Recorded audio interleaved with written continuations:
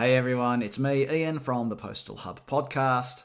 And Marek from Last Mile Expert. We are the Last Mile Prophets, and today we are going to talk about our good friends at UPS have recently announced their earnings, and there's some interesting little tidbits hidden away, well, not probably not hidden away, tucked away in there to do with their activities in the last mile and their revenues and their profitability. I just want to quickly share a couple of things here. I'm squinting because I haven't got my glasses on, everybody. Home deliveries in the UPS's main US segment rose nearly 70% compared with 54% overall last year.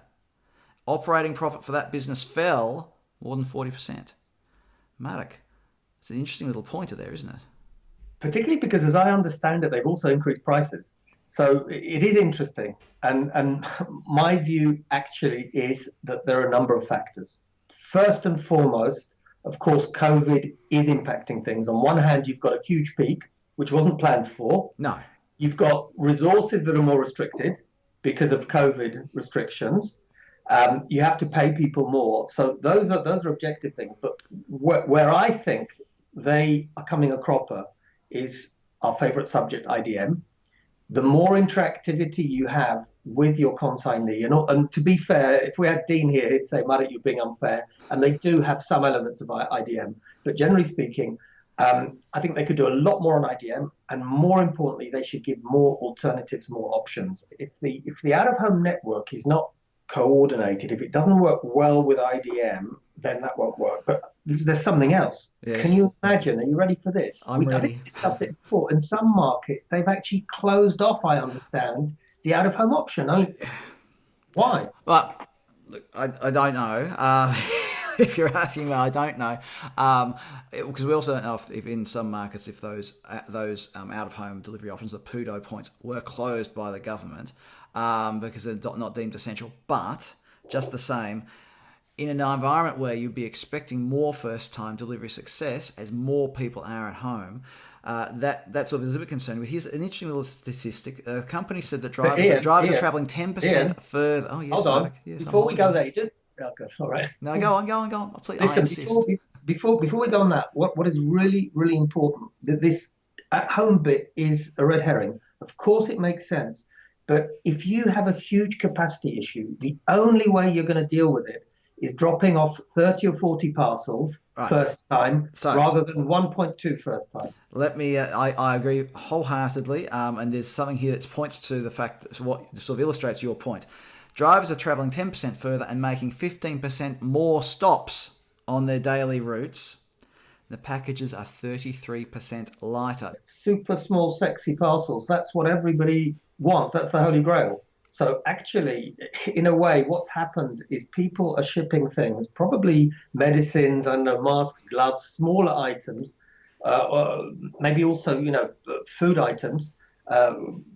Of course, not fresh, but pantry type food items. Yeah. They wouldn't have normally, and that's why the packaging is smaller. But actually, small is really cool. There was one client we actually spent some time with. We did the maths on it, and they actually, despite having a much higher price for heavy and bulky, or what I call BHU, big, heavy, ugly, they actually get more margin by getting rid of all of that. Yeah. Well, those small parcels, if they can be delivered first time, they are the way to make money in a parcel route. We were mentioning before about revenues and all of that.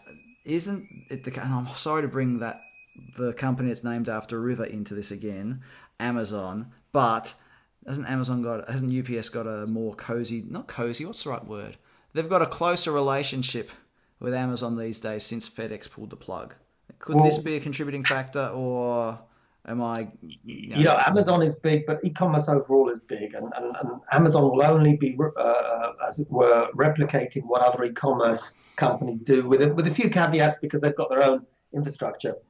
For me, though, there is an explosion caused by COVID. That explosion will continue. Mm-hmm. And the truth is, the big boys have got to now start thinking, okay, what's going to happen? How are we going to be prepared?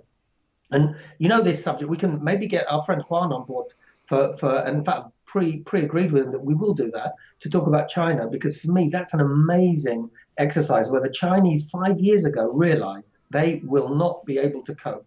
So what did they do? From zero, they went to over 330,000 parcel lockers in 5 years, because it was the only way they could make that last mile infrastructure work. And I've got to say, the USA has, in many areas, the population density to make it work. Again, we're having the boardrooms versus bedrooms discussion again, but they've got the population density in many of its biggest cities to make that work. And you know, I know there's all this discussion also about the e-commerce value proposition. Is e-commerce devalued if you don't deliver at home?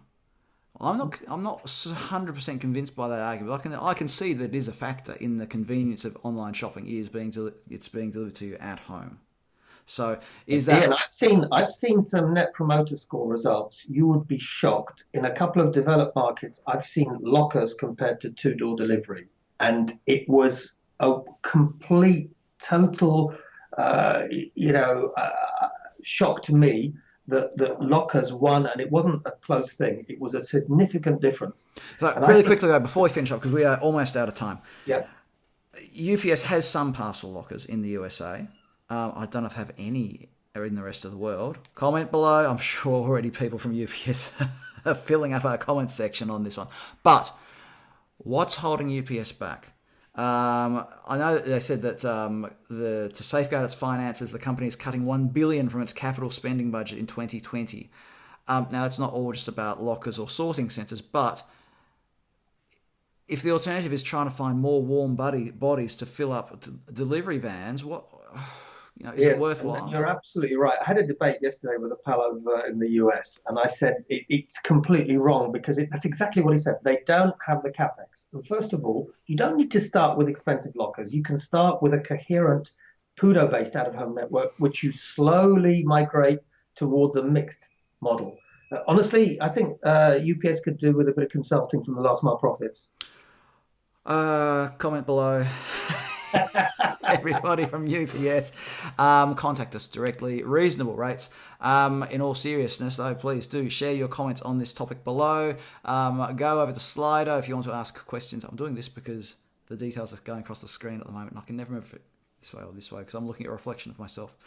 Anyway, go to Slido, comment, ask questions, comment below, and so on and so forth. Marek Różycki from Last Mile Experts. Thanks for joining us today. Thanks, Ian. Thanks, everyone. Hey everyone, hope you enjoyed this episode of The Last Mile Profits. Make sure you subscribe, hit the subscribe button and also the notifications bell so you get a notification every time we add a new video to this channel. Look forward to sharing more stuff with you on The Last Mile Profits.